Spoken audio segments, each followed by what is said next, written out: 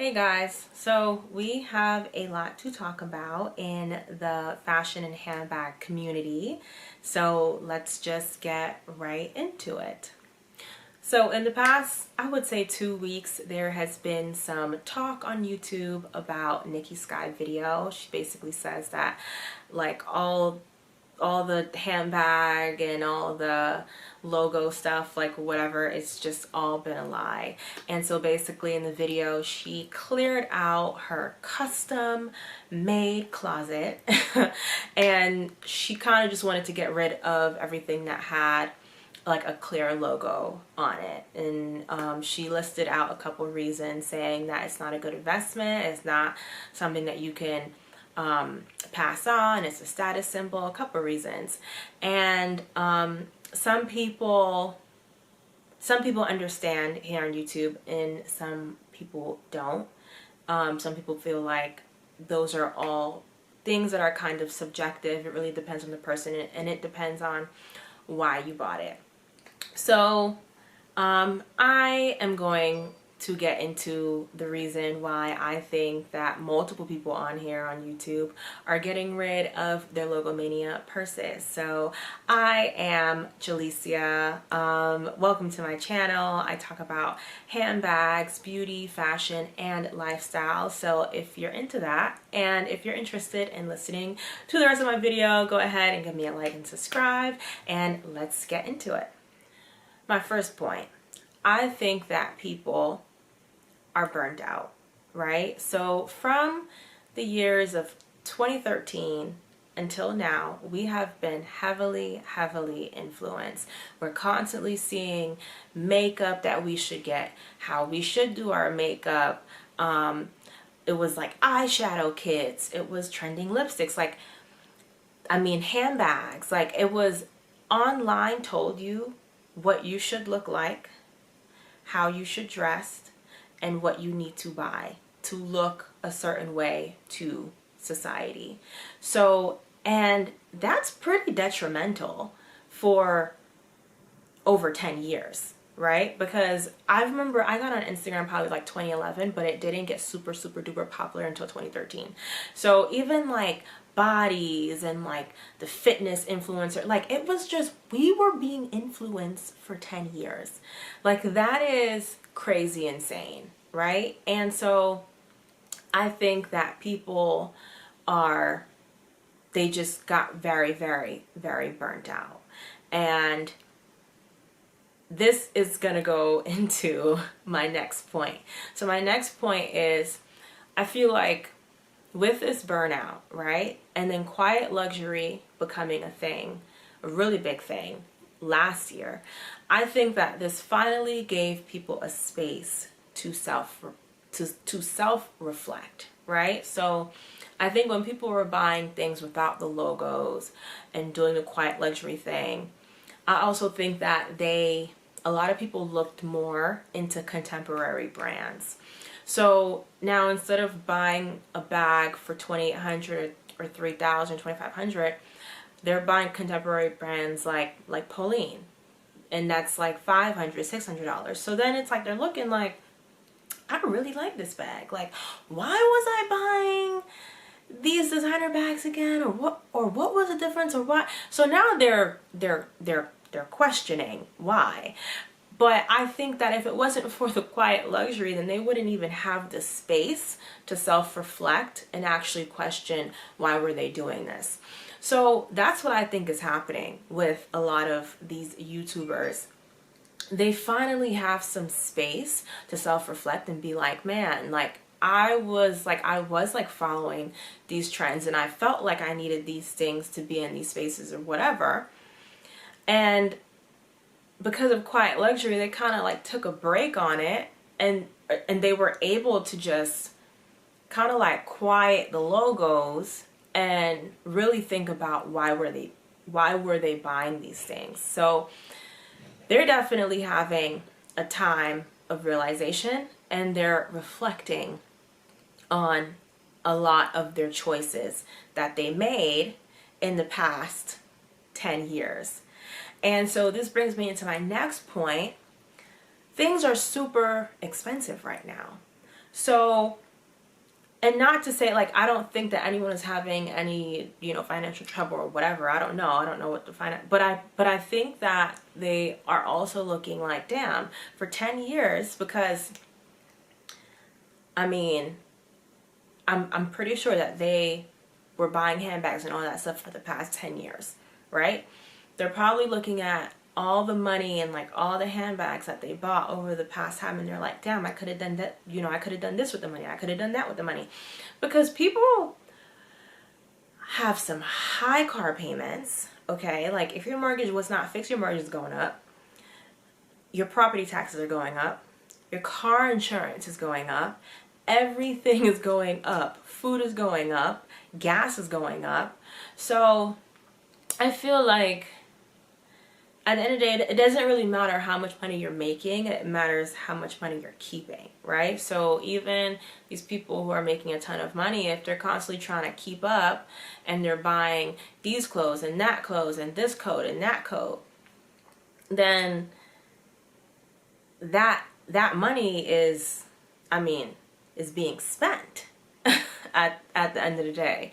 So I think that the quiet luxury trend happened, and the effects of that is people being able to self-reflect and having realizations. And on top of the realizations, and while they're self-reflecting, everything is going up. Like, cost of everything is going up. So it's really like, why am I spending all this money on this?